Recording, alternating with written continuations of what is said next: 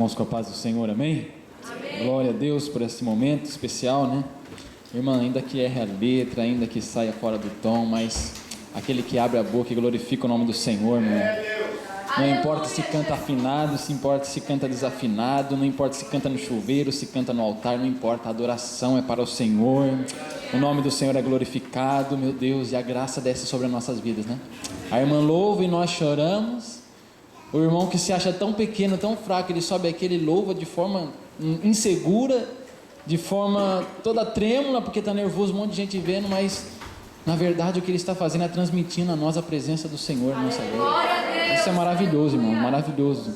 Por isso, cada dia, irmão, continua louvando e exaltando o nome do Senhor Jesus. Irmãos, quero convidar os irmãos a abrir a sua Bíblia no Evangelho de Jesus, segundo escreveu São Mateus, capítulo de número 9, versículo também de número 9. Vamos ler aqui uma passagem bíblica que vai nos dizer que Jesus come com os pecadores na casa de Mateus. Mateus capítulo 9, do versículo 9 em diante, diz assim: E Jesus, passando adiante dali, viu assentado na alfândega um homem chamado Mateus, e disse-lhe: Segue-me. E ele, levantando-se, o seguiu. E aconteceu que, estando ele em casa, sentado à mesa, chegaram muitos publicanos e pecadores, e sentaram-se juntamente com Jesus e seus discípulos.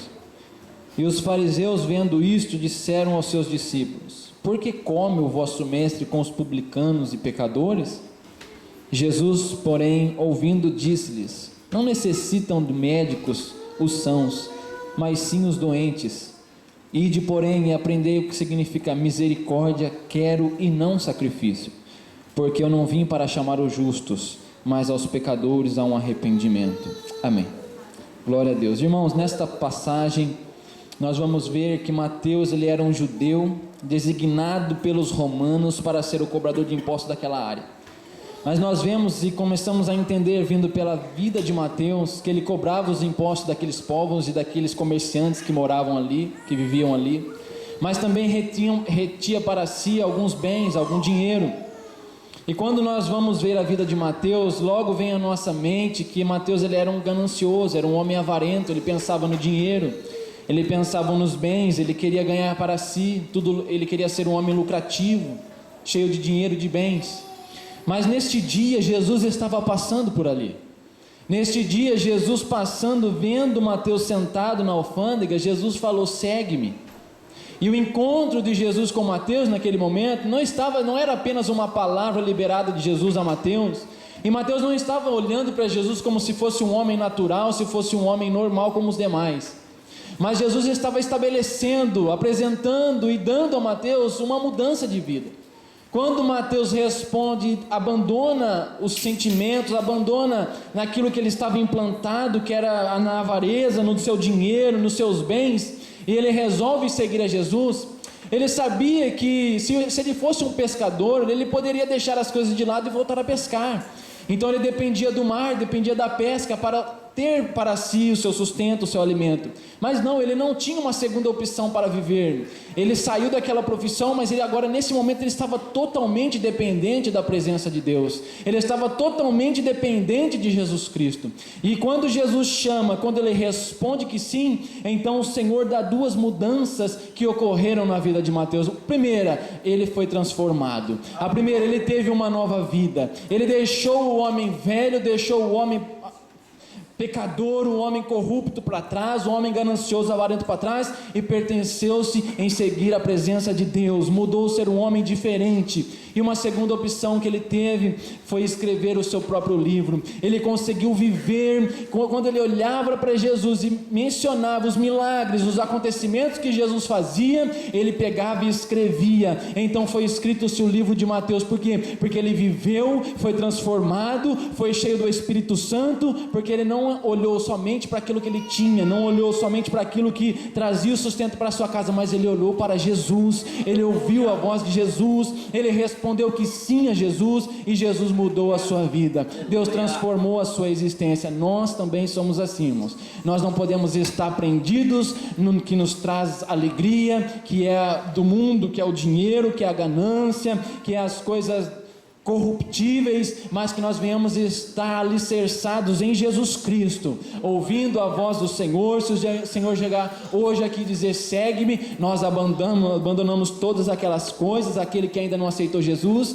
e aceita Jesus de verdade, e Jesus vai te dar uma nova vida, uma nova história, para você viver para sempre com Ele, amém? Então, viva os planos que Deus tem para a sua vida, obedeça ao chamado do Senhor na sua vida, seja um missionário, seja um homem que ajuda o ministério, seja uma mulher que oferte na casa do Senhor, amém? E que assim o Senhor possa te abençoar profundamente, amém? Vamos orar? Senhor meu Deus, meu Pai, nós te damos graça, Deus, porque um dia o Senhor, Pai, passou por aquele lugar, Deus, onde Mateus estava, e o Senhor chamou este homem, Pai, e deu uma transformação, Pai, ofereceu a ele, Senhor, uma mudança de vida, uma mudança, Senhor Deus, que um dia nós tivemos também, Senhor. Nós abandonamos o velho homem, Senhor, abandonamos, Pai, os desejos que nós tínhamos nesta terra, Senhor, para pertencer, para viver as promessas do Senhor na nossa vida.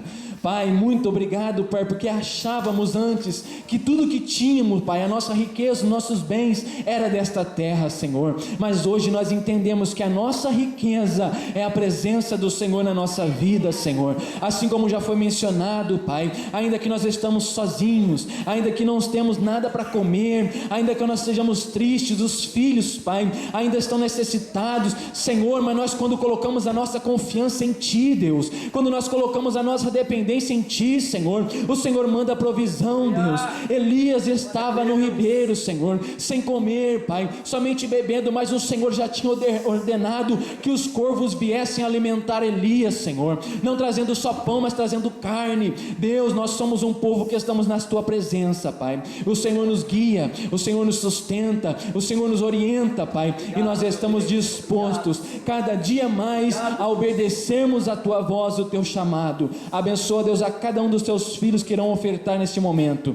Abençoa, Senhor, a dispensa, a cada um, Senhor Deus, que se encontra desempregado, Senhor, o Senhor é capaz de abrir porta, fecha a porta que o Senhor abre ninguém fecha, a porta que o Senhor fecha ninguém abre. Deus, Pai, Tu és poderoso, Jesus, Tu és poderoso. Visita, Pai, a cada um dos nossos irmãos, Pai, e receba, Pai, a oferta, o louvor, para a honra e glória do Teu santo nome, Jesus. Amém, Senhor, glória a Deus.